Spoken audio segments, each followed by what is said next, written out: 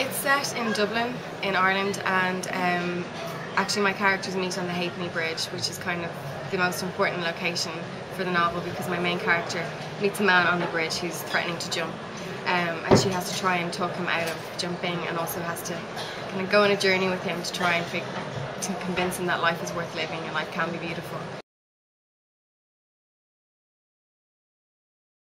The idea for this book came about 4 years ago when I was watching a George Clooney movie called Up in the Air, and his character in that film was to basically go around and fire people and letting people down every day.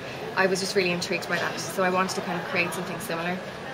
And I came across a song title called Talk Me Down, and I thought that's it. I want to create a character whose job it is to try and talk people down and stop them from trying to kill themselves. So that's where that idea came from.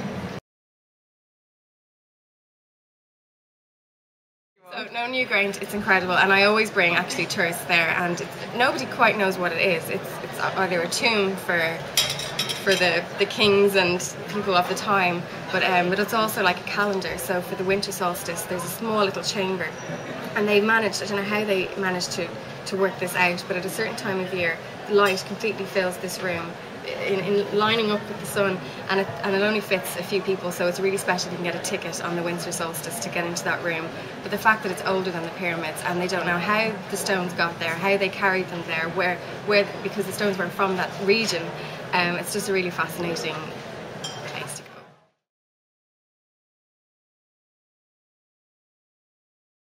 go. Dawson Street in Dublin is a really vibrant, a really great street with a lot of restaurants, a lot of pubs, late night pubs, clubs.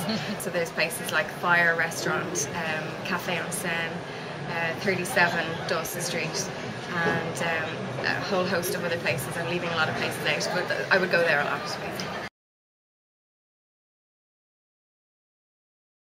I live in Malahide, which is a suburb of Dublin City, and it's a seaside town. You can also go to Howth, which is like a working fishing village, which a lot of tourists go to, but I go to. There's a lovely pier, and then you can hike up the mountains and go to the summit and just have views all over Dublin Bay. And I would recommend that. You don't have to go far to get out of the city. It's literally 20 minutes or 30 minutes and you're in this kind of heaven.